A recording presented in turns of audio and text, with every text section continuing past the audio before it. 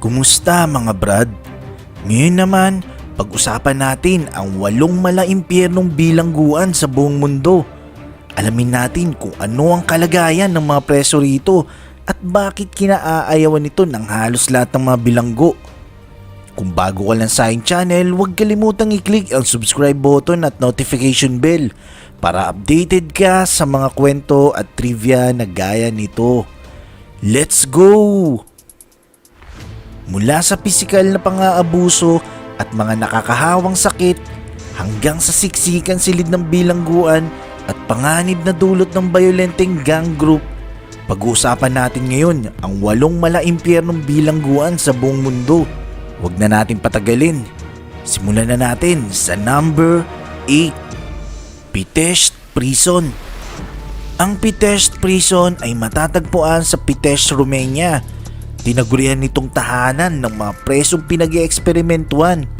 Sa iba, tinatawag itong Pitești Experiment.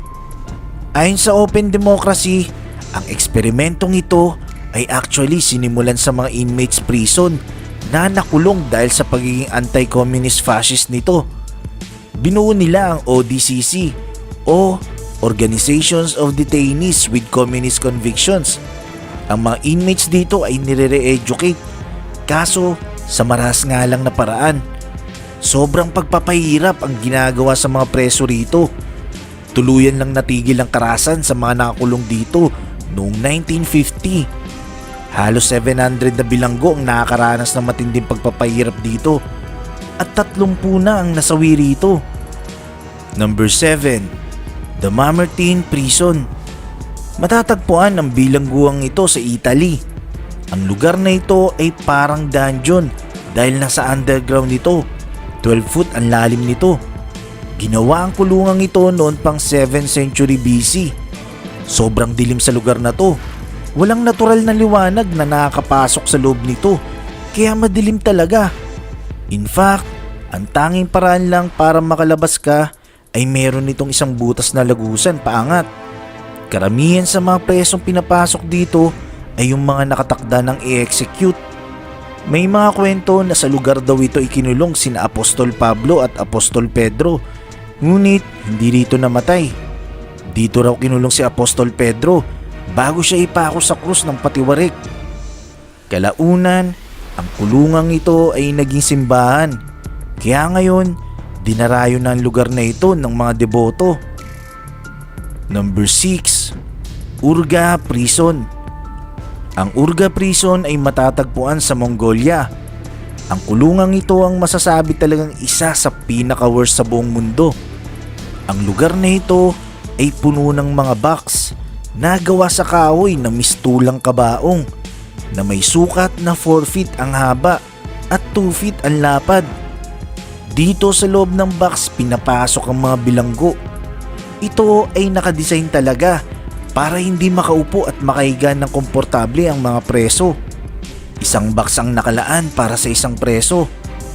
Ang bawat box na ito ay merong butas na sapat lang para pagpasukan ng pagkain. Nakapadlock pa ang box na ito.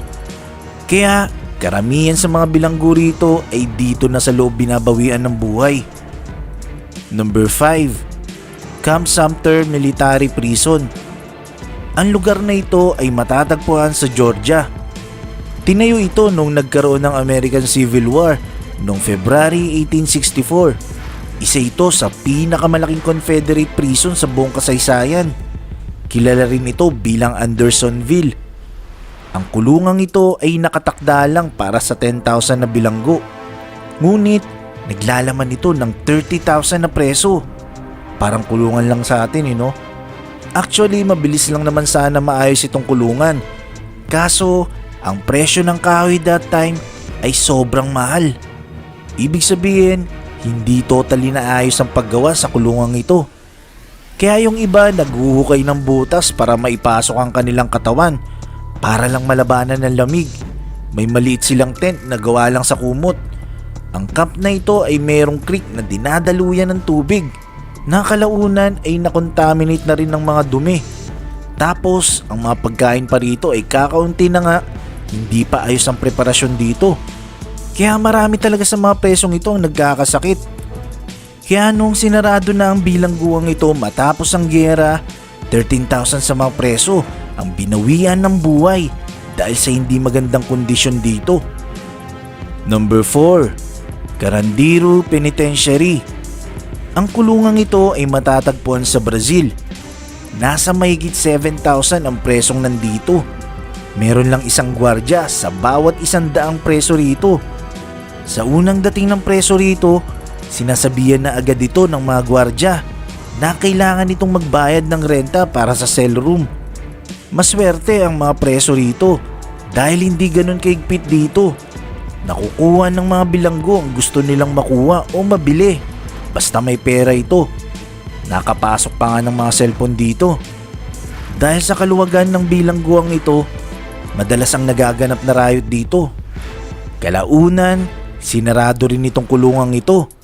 Dinimolish ito noong taong 2002. Number 3. Devil's Island. Ang lugar na to ang pinakadelikado at notorious na kulungan sa French Penal Colony. Karamihan sa mga dinadala sa islang ito ay mga political prisoners noong 1852 hanggang 1953. Naglalaman ito ng 80,000 na bilanggo. Marami rito ang nababawian ng buhay dahil sa sakit. Ang mga katabing isla nito ay maaaring puntahan ng mga turista. Ngunit tanging Devil's Island lang ang mahigpit na pinagbabawal na puntahan na kahit na sinong tao. Number 2. HMS Jersey. Noong late 18th century sa Amerika, kasagsagan ng giyera sa lugar laban sa mapanakop na Briton na kung saan sinakop na nito ang New York City that time. Libu-libong Amerikanong rebelde ang nadakip ng mga Briton at dahil wala silang mapagkulungan sa mga ito, kinulong nilang mga preso sa isa sa kanilang barkong pandigma. Ang barkong ito ay tinatawag nilang Hell. Ito ang HMS Jersey. Dito sa lugar na ito ay naglalaman ng 1,000 preso na halos lahat ay nakararanas ng matinding pagpapahirap mula sa mga Briton at talagang ginugutom sila. Marami rin dito ang dinadapuan ng iba't ibang klase ng sakit. Imagine 1,000 preso ang laman ng barko samantalang ang capacity lamang nito ay hanggang 400 na katao lang. Karamihan sa mga presong ito ay binibigyan ng opsyon. Palalayain sila kung tatalikuran nila ang kanilang bansa at sasali sa British Army.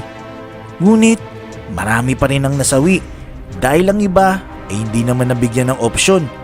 Ang iba naman ay mas pinili na maging tapat sa kanilang bayan. Number 1.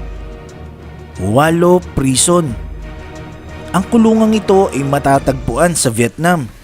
Kilala rin ito sa tawag na Hanoi Hilton noong Vietnam War. Maayos naman ito noon. Itinayo talaga nila ito para sa mga American prisoners noong giyera. Pumangit lang ito mula nung bumilis ang pagtaas ng bilang ng mga preso. Ang Vietnamese government ay gumagamit ng malupit na paraan ng pagpapahirap sa mga bilanggo rito. Ginagawa nila ito para mapasalita nila ang mga bilanggo tungkol sa mga military secrets ng mga US soldiers.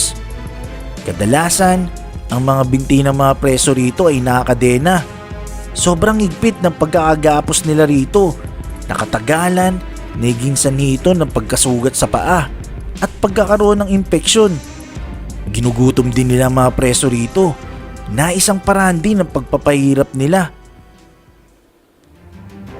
Ang mga bilanggo, gaano man kabigat ang nagawa nitong kasalanan sa mata man ng batas o sa mata ng tao, hindi ito rason para pahirapan, saktan ng sobra at bigyan ng dugyot na kulungan ng mga ito.